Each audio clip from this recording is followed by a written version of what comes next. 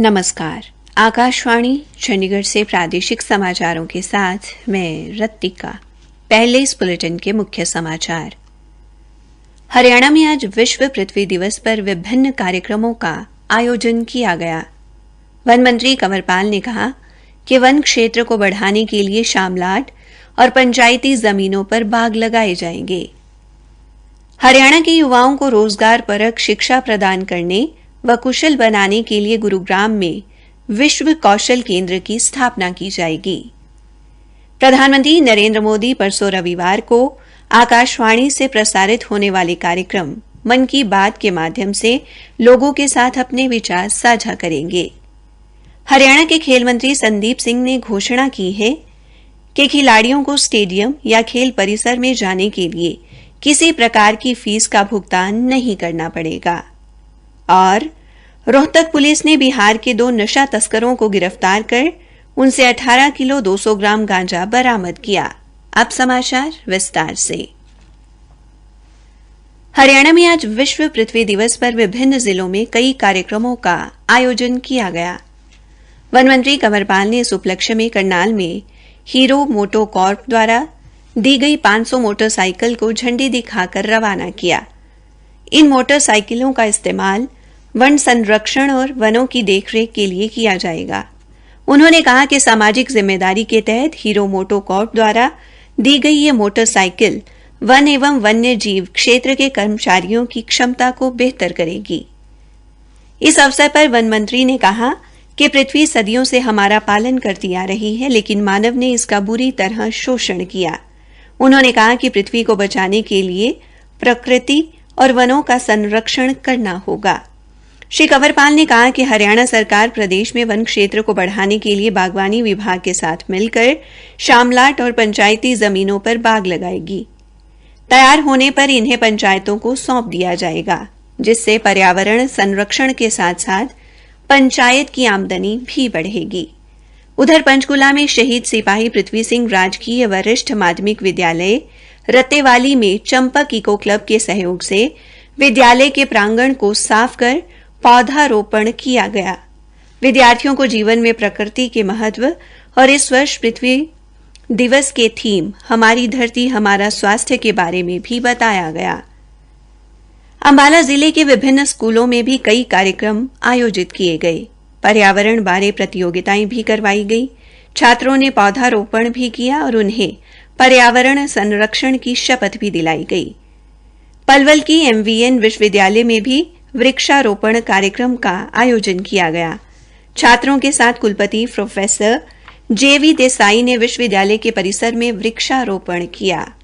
भिवानी के हलवासिया विद्या विहार में एक कार्यक्रम का आयोजन कर प्रकृति के महत्व के बारे में बताया गया। उधर सिरसा के चौधरी देवीलाल विश्वविद्यालय की ऊर्जा एवं पर्यावरण विज्ञान विभाग द्वारा पृथ्वी दिवस के उपलक्ष्य में पोस्टर बनाओ प्रतियोगिता और समूह चर्चा करवाई गई और दस्तावेजी फिल्म भी दिखाई गई। इस अवसर पर विभाग की अध्यक्ष डॉक्टर अंजू ने बताया कि बड़ी संख्या में विद्यार्थियों ने कार्यक्रम में हिस्सा लिया और पृथ्वी को बचाने के लिए उठाए जाने वाले कदमों पर चर्चा की। हरियाणा के युवाओं को रोजगार परक शिक्षा प्रदान करने व कुशल बनाने के लिए राज्य के विंडो शहर गुरुग्राम में विश्व कौशल केंद्र की स्थापना की जाएगी। इस केंद्र में 6 मुख्य क्षेत्रों में 680 उम्मीदवारों को प्रशिक्षित किया जाएगा। मुख्य सचिव संजीव कौशल ने बताया कि विश्व कौशल केंद्र में पहले चरण में उम्मीदवारों को पर्यटन एवं आतिथ्य, खुदरा, आईटी एवं आईटीईएस, लेखा, बैंकिंग व वित्त, लॉजिस्टिक तथा सौंदर्य सहित विभिन्न क्षेत्रों में प्रशिक्षित करने का लक्ष्य रखा गया है। उन्होंने बताया कि हरियाणा कौशल विकास मिशन ने युवाओं को रोजगार के अवसर प्रदान करने के लिए मैजिक बिलियन के साथ अनुबंध किया है। टीजीएम सर्विसेज प्राइवेट लिमिटेड की इकाई मैजिक बिलियन राष्ट्रीय कौशल विकास निगम भागीदार के रूप में पंजीकृत एक भारत राष्ट्रीय कौशल केंद्र है। मैजिक बिलियन नर्सिंग, आतिथ्य, रेस्तरां सेवा और निर्माण सहित विभिन्न क्षेत्रों में लगभग 200 उम्मीदवारों को आवासीय प्रशिक्षण प्रदान करेगा। मुख्य सचिव ने बताया कि प्रशिक्षण प्रदाता भारत के साथ साथ विदेशों में भी घरेलू व अंतर्राष्ट्रीय ब्रांड के माध्यम से प्रशिक्षित उम्मीदवारों का न्यूनतम 70% रोजगार सुनिश्चित करेगा। हिंद की चादर श्री गुरु तेग बहादुर जी के 400 साला प्रकाश पर्व पर हरियाणा सरकार पानीपत में परसों 24 अप्रैल को भव्य कार्यक्रम आयोजित कर रही है। मुख्यमंत्री मनोहर लाल ने कहा कि इस कार्यक्रम का उद्देश्य गुरुजी के मानवता, सद्भाव और शांति के संदेश को जन जन तक पहुंचाना है। उन्होंने कहा कि नवम गुरु ने धर्म और मानवता की रक्षा करते हुए अपने प्राणों का बलिदान दे दिया। मुख्यमंत्री ने कहा कि सिख धर्म ने देश को महान गुरु दिए हैं, जिन्होंने समाज में प्रेम, समता और भाईचारे की कड़ियों को मजबूत किया है। उन्होंने कहा कि श्री गुरु तेग बहादुर जी जब गुरु गद्दी पर विराजमान हुए उस समय देश के हालात बेहद नाजुक थे। लोगों को धर्म परिवर्तन के लिए मजबूर किया जा रहा था, महिलाओं और बच्चों पर भी अत्याचार किए जा रहे थे तथा देव संस्कृति पर संकट के बादल मंडरा रहे थे। ऐसे में गुरुजी ने अदम्य साहस दिखाते हुए धर्म की रक्षा के लिए अपना शीश कुर्बान कर दिया। मुख्यमंत्री ने कहा कि यदि गुरुजी ने ये अद्वितीय शहादत ना दी होती तो आज भारत का नक्शा ही कुछ और होता। मुख्यमंत्री ने आमजन से पानीपत में रविवार को आयोजित होने वाले श्री गुरु तेग बहादुर जी के 400 साला प्रकाश पर्व के आयोजन में अधिक से अधिक संख्या में पहुंचने और इस भव्य एवं ऐतिहासिक आयोजन का हिस्सा बनने की अपील की। प्रादेशिक समाचार आकाशवाणी चंडीगढ़ से प्रसारित किए जा रहे हैं। प्रधानमंत्री नरेंद्र मोदी ने परसों रविवार को आकाशवाणी पर प्रसारित होने वाले मन की बात कार्यक्रम के लिए लोगों से उनके विचार और सुझाव आमंत्रित किए हैं। एक ट्वीट में श्री मोदी ने कहा कि इस कार्यक्रम के माध्यम से जमीनी स्तर पर बदलाव लाने वाले असाधारण अनुभव साझा करने का अवसर मिलता है। प्रधानमंत्री ने कहा कि लोग टोल फ्री नंबर 1800117800 डायल कर अपने सुझाव रिकॉर्ड करवा सकते हैं। आप माई गॉव और नमो ऐप पर भी अपने विचार साझा कर सकते हैं। फोन लाइन्स आज शाम तक खुली रहेंगी। भारत के महारजिस्ट्रार द्वारा जारी 2019 के बाद स्वास्थ्य आंकड़ों के अनुसार हरियाणा में 5 अंकों की गिरावट के साथ 5 वर्ष से कम आयु में मृत्यु दर प्रति 1000 पर 36 से कम होकर 31 रह गई है। इसी तरह शिशु मृत्यु दर 30 से कम होकर 27 तथा नवजात शिशु मृत्यु दर 22 से कम होकर 19 रह गई है।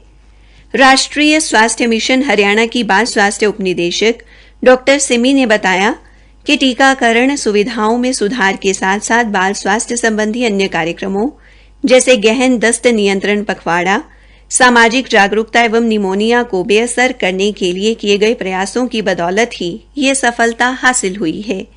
उन्होंने बताया कि पंजाब, हिमाचल प्रदेश, राजस्थान, उत्तर प्रदेश और उत्तराखंड जैसे पड़ोसी राज्यों की तुलना में 5 वर्ष से कम आयु वाले बच्चों में हरियाणा प्रदेश में 5 अंकों की गिरावट सबसे अधिक है। हरियाणा के खेल मंत्री संदीप सिंह ने घोषणा की है कि अब खिलाड़ियों को स्टेडियम या खेल परिसर में जाने के लिए किसी प्रकार की फीस का भुगतान नहीं करना होगा। उन्होंने कहा कि राज्य सरकार द्वारा खेलों को बढ़ावा देने और खिलाड़ियों के विकास के लिए निर्णय लिया गया है। खेल मंत्री ने कहा कि इसके अलावा अब हरियाणा ओलंपिक एसोसिएशन के तहत आने वाली खेल एसोसिएशन या फेडरेशन को भी खेल टूर्नामेंट जैसे राज्य तथा राष्ट्रीय प्रतियोगिता आयोजित करने के लिए किसी प्रकार की फीस का भुगतान नहीं करना पड़ेगा। रोहतक पुलिस ने बिहार के 2 नशा तस्करों को गिरफ्तार कर उनसे 18 किलो 200 ग्राम गांजा बरामद किया है। पुलिस के अनुसार दोनों आरोपियों को मुखबिर से मिली सूचना के आधार पर गौकर्ण पार्क के पास नाकेबंदी कर काबू किया गया। पूछताछ में उनकी पहचान बिहार के वैशाली जिला निवासी संतोष और दिनेश के रूप में हुई है। हरियाणा में आज 1800 स्थानों पर 39,000 लोगों को कोविड रोधी टीका लगाया गया। प्रदेश में अब तक लगभग 4,23,93,000 लोगों को कोविड रोधी टीका लगाया गया है। सोनीपत न्यायालय परिसर में आज गवाही देने जा रहे युवक की अज्ञात हथियारबंद हमलावरों ने गोली मारकर हत्या कर दी। मिली जानकारी के अनुसार मृतक की पहचान गांव मुकीनपुर निवासी वेद प्रकाश के तौर पर हुई है। अंत में मुख्य समाचार एक बार फिर। हरियाणा में आज विश्व पृथ्वी दिवस पर विभिन्न कार्यक्रमों का आयोजन किया गया।